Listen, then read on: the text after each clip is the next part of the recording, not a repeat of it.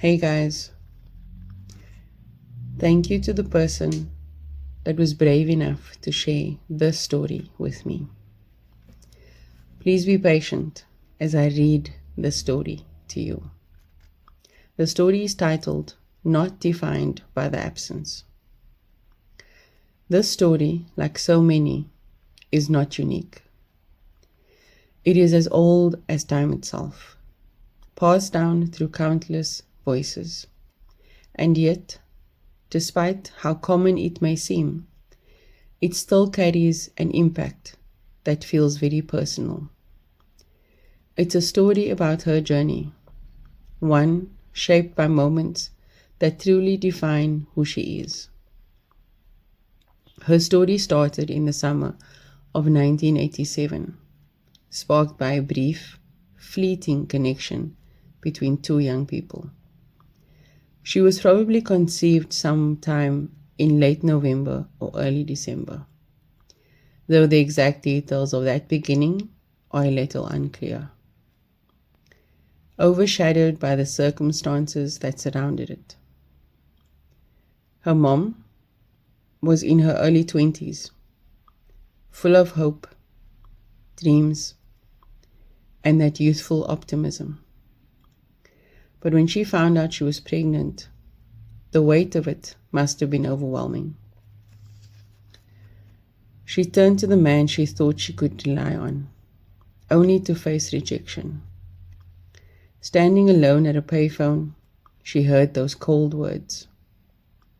Ek ken haar nie, en ek wil ook nie vir haar ken nie. I don't know her, and I don't want to know her. Later, on a beach trip with her cousin, she ran into him again, by chance. That's when she found out the truth. He was married, with his own family.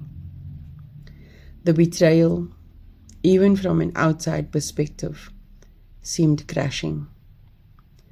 But on that day, her mom made the tough choice to keep her. She decided to raise her daughter on her own. For the next 9 months, her mom carried her, enduring not just the physical toll of pregnancy, but the emotional weight of guilt, shame, heartbreak, and fear. Despite everything life had thrown at her, she held her baby close, doing her best to nurture her. At the time, she didn't understand the depth of her mom's sacrifices. But looking back, she can see the strength in every choice her mom made. Before she turned 4, her mom remarried. A new chapter began. Her stepdad, who would soon just be known as Daddy, adopted her and gave her the sense of belonging she'd always craved. For a while, it felt like enough. Life started to fall into a rhythm, and she finally felt loved. Then came her brother, the first biological child of her mom and stepdad. That's when things started to change. A divide began to form. One she couldn't quite understand, but felt deeply. Her brother and she were different. They didn't look alike, and that difference became a wound she didn't know how to heal. She was often teased for her darker skin, called names, and constantly reminded that she didn't fully belong. Over time, the words and laughter meant to hurt took root in her heart. She started to believe them. She began feeling ugly, small, and apart from everything. The gap between her and her brother widened, and a part of her grew to resent the family that once felt whole. Her mom had painted her biological father as a villain, irresponsible, absent, and someone who'd never given her anything. She grew up thinking she was somehow broken, unworthy of his attention. Why hadn't he ever bothered to acknowledge her? When she was 13, she found out that her father lived in the same suburb. For a moment, she allowed herself to hope that maybe, just maybe, there could be a chance for connection.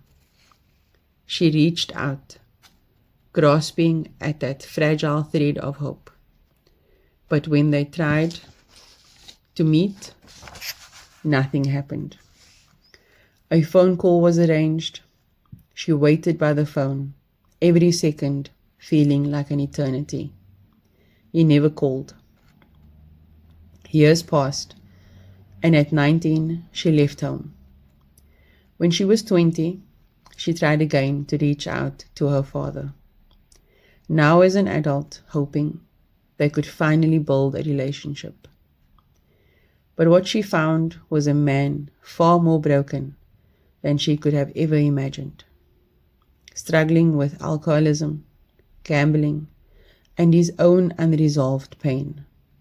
To him, she was just another person to ask for favors, another chance to get something from someone else. When the relationship turned toxic, she had no choice but to walk away. That was the last time she saw him. Over the years, her mom and she found peace. She began to understand that her mom too had been wounded by him. Her mom had raised her the best way she knew how, trying to protect her from the pain that had marked her own youth.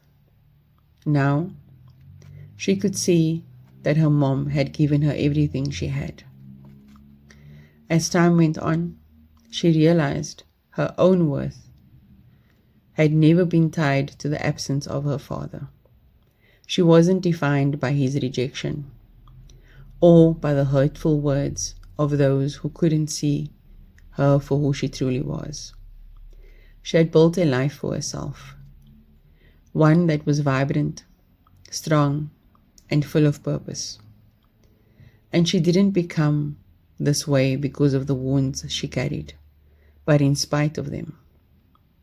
Every hardship, every scar, became the foundation of her strength.